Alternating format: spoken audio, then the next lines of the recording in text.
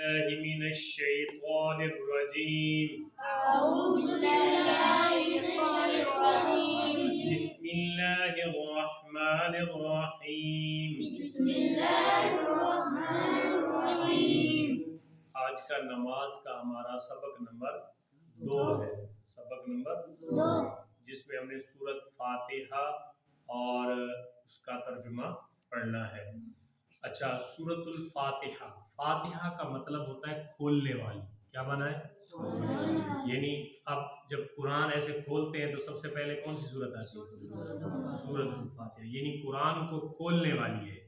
ایک یہ بھی معنی ہے اور اس کے اور بھی بہت سارے معنی ہیں.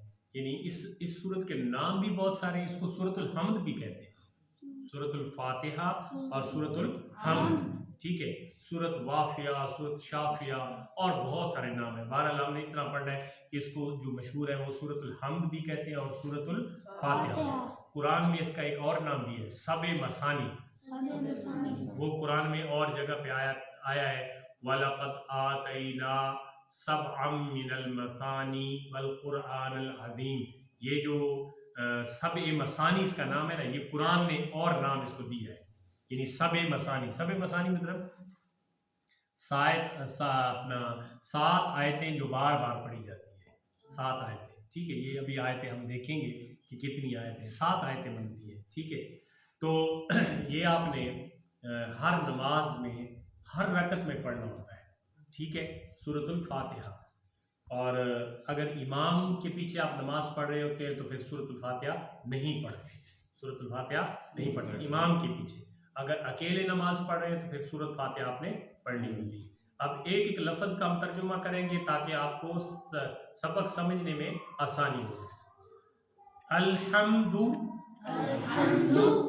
تمام تعریفیں. لفظ ایک ہے ہم، اور ہم نے معنی کیا ہے تمام، کیونکہ اس کے اوپر جو الف اور لام ہے نا، اس کا معنی ہے تمام، ساری تعریفیں. للہ، اللہ کے لیے. ربی، پالنے والا. العالمین، تمام جہانوں کا. جو اب سارا معنی ہوگا تو وہ ہوگا ساری تعریفیں اللہ کے لیے ہے جو تمام جہانوں کا پالنے والا ہے. پڑھے. ساری تعریفیں اللہ کے لیے ہیں جو تمام جہانوں کا پالنے والا ہے. الحمد للہ رب العالمین.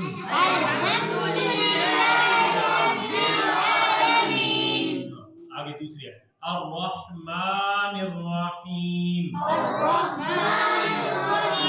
یہ دونوں اللہ کے صفاتی نام ہیں. ایک تو رحمان جو ہے اس کو یہ بھی فرمایا گیا کہ یہ ذاتی نام ہے. بہرحال الرحمن نہایت مہربان. ٹھیک ہے. الرحیم رحم والا. یعنی رحمان بھی انتہا والا اور رحیم بھی انتہا والا، یعنی سب سے زیادہ مہربان اور سب سے زیادہ رحیم. ٹھیک ہے. یہ دونوں کس کے نام ہیں؟ اللہ تعالیٰ کے. الرحمن الرحیم، بڑا مہربان. رحمان کا کیا معنی ہے؟ الرحیم نہایت رحم والا. الرحمن الرحیم بڑا مہربان نہایت رحم والا. مالک یوم الدین. اچھا، مالک مطلب مالک. جیسے ہم کہتے ہیں فلاں چیز کا مالک ہے، یہ اس کا مالک ہے. مالک قبضہ کرنے والا یا جس کا قبضہ ہو، جس کے اختیار میں کچھ. مالک ہے. یوم دن. یوم کا معنی دن. دین ہوتا ہے جزا کا یا بدلے کا دن. ٹھیک ہے. مالکی یوم الدین کا معنی ہوگا بدلے کے دن کا مالک. بدلے کا دن کون سا ہے؟ قیامت ہے. کون سا دن ہے؟ ہاں، بدلے کے دن کا مالک ہے. اچھا اگلا ہے ایاک نعبد.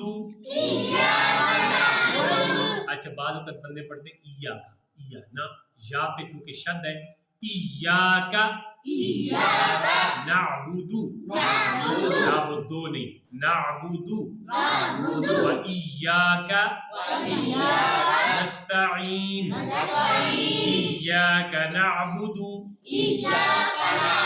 و ایاک نستعین. ایاک صرف تیری نعبد عبادت کرتے ہیں صرف تیری عبادت کرتے ہیں و ایاک اور صرف تیری اور صرف تجھ سے نستعین مدد چاہتے ہیں. نستعین ہم مدد چاہتے ہیں یا مدد مانگتے ہیں. ٹھیک ہے تو اس کا معنی ہم صرف تیری ہی عبادت کرتے ہیں اور صرف تجھ ہی سے مدد چاہتے ہیں. تو ہمارا یہ نظریہ ہے کہ ہم اللہ کی عبادت کرتے ہیں, اللہ کے علاوہ کسی کی عبادت جائز بھی نہیں اور کرتے بھی نہیں ہے. اب ایک دفعہ ساری پڑھ لیں یہاں تک, یہ 4 آیتیں آج کا ہمارا سبق ہے اور اس کا ترجمہ آپ کو آنا چاہیے ایک ایک لفظ کا. الحمدللہ رب العالمین الرحمن الرحیم مالک یوم الدین ایاک نعبد و ایاک نستعین. صدق اللہ العظیم.